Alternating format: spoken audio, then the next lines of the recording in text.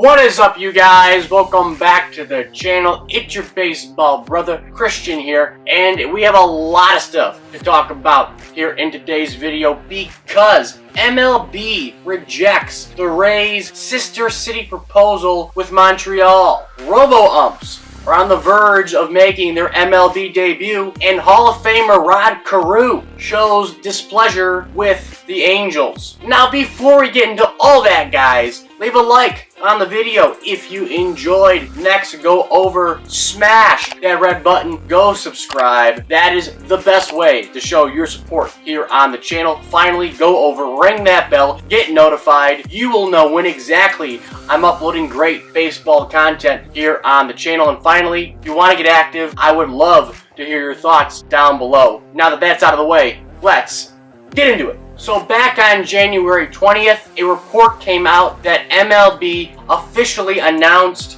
their decline of allowing the Tampa Bay Rays to explore a split city season between St. Petersburg, Florida and Quebec, Montreal, Canada. And an article from MLB Trade Rumors explains the news. It says, quote, "Though he made no express commitments, Sternberg, the Rays owner, made his disappointment with the executive council decision clear when asked explicitly if he'd explore moving the franchise out of the Tampa Bay region. Sternberg neither confirmed nor denied that such an idea had entered into his plans, stating that club brass will see how the stands look this year to help inform us as we move forward. But they had been all in on this plan and had completely pushed our chips in." So it sounds like that, Sternberg wasn't opposed to the idea and, was really putting some time and effort and resources into trying to make this experiment happen within the next couple of years. And another part of the article,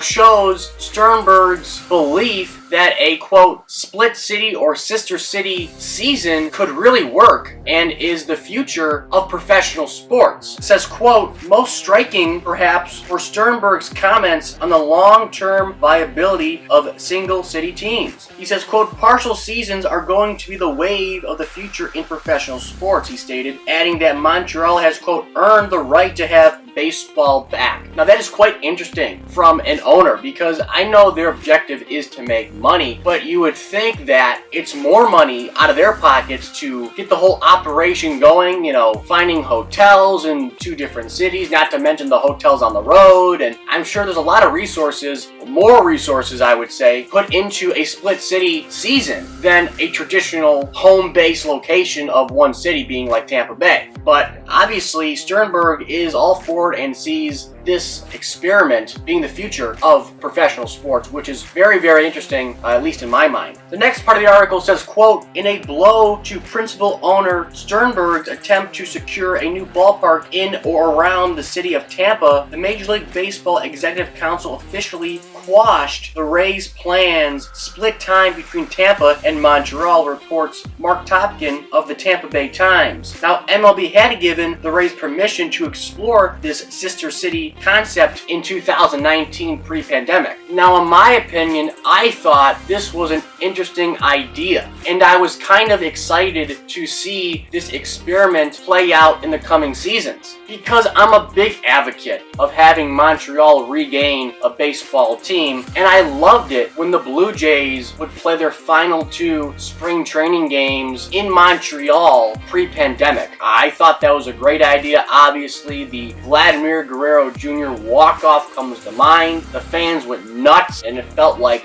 a regular season game up there in Montreal. So I'm all for this idea when it comes to the split season and just having, Montreal regain a professional baseball team in some capacity.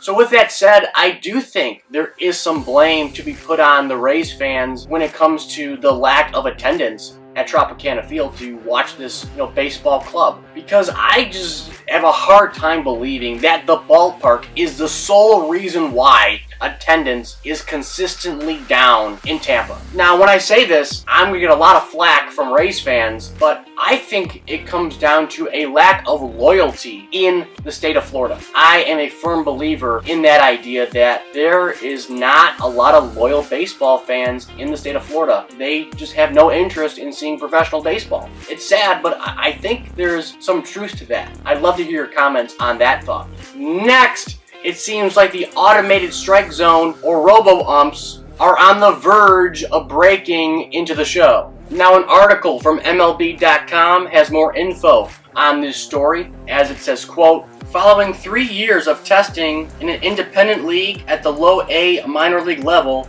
the automated strike zone is coming to some AAA ballparks in 2022. MLB posed a hiring notice on Thursday for seasonal employees to operate the automated ball and strike system for the Albuquerque Isotopes, the Rockies AAA affiliate, the Charlotte Knights, the White Sox affiliate, El Paso Chinchillas, the Padres affiliate, the Las Vegas Aviators, the Athletics affiliate, the Oklahoma City Dodgers, the Dodgers affiliate, the Reno Aces, the D-backs affiliate, the Round Rock Express, the Rangers affiliate, the Sacramento River Cats, the Giants affiliate, the Salt Lake Bees, the Angels affiliate, the Sugarland Skeeters, the Astros affiliate, and the Tacoma Rainiers, the Mariners affiliate. The first professional league to use the ABS system was the Independent Atlantic League, which implemented it in 2019 through its partnership with MLB. It was also used that year during Arizona Fall League play. Following the cancellation of the 2020 minor league season due to the COVID-19 pandemic, the system was used in the Low A Southeast League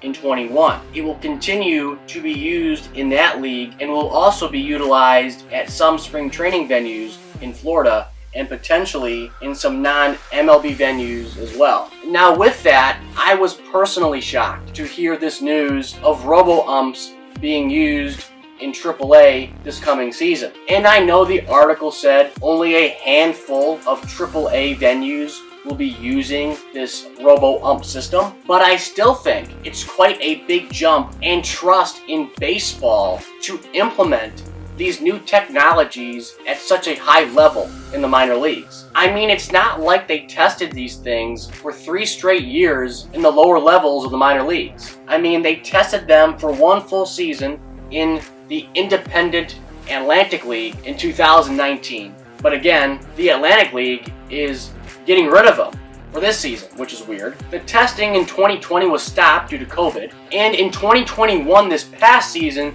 they only implemented them in low A.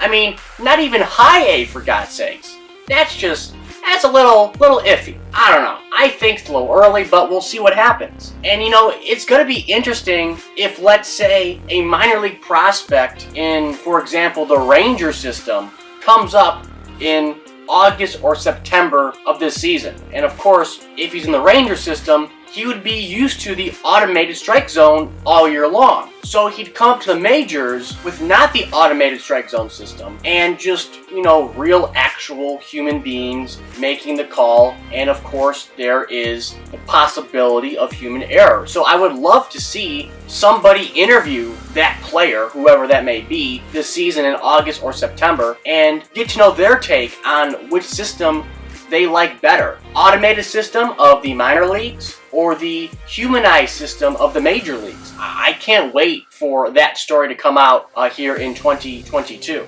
Finally, the Hall of Famer Rod Carew had some interesting comments regarding his former team, the Angels, that he made public. Now, the Hall of Famer Rod Carew tweeted out this. He says, quote, "I love the Angels fans as much as Twins fans. I grew up in Minnesota, but my home is in California to this day. I have friends at both organizations who I cherish. The only difference is the Angels leadership does not want me to be involved with their club, and the Twins do."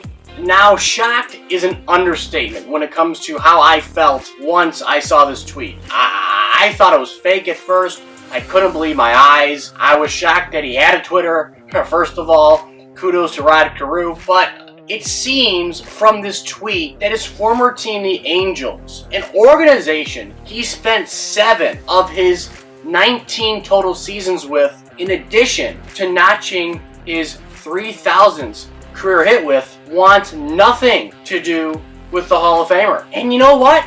That's really, really sad. I mean, I can't believe that this is how the Angels are, according to him, treating Rod Carew. But you know what? I can kind of believe it, because I always see Rod Carew with the Twins during the season. He'll be at the ballpark in Minnesota, he might be in the booth, and he's always with the Twins organization. But again, I never remember Rod Carew being, on the Angels broadcasts or seeing him at Angel games. And that's really weird, because both organizations, being the Twins and the Angels, retired his number. I don't know why the Angels are shutting out a legend, a Hall of Famer, Rod Carew. It's really sad, and I really hope for his sake that the Angels see this tweet and recognize, maybe their wrongdoings and invite him to attend an Angels game this season, because that would be great to see Rod Carew re-implemented into that Angel organization in 2022. So that's all I got for today's video. Please like, comment, and subscribe. Comment down below your thoughts of every topic I covered here today. Tell your friends about these videos and my channel. I would appreciate it. And as always, I'll catch you guys later.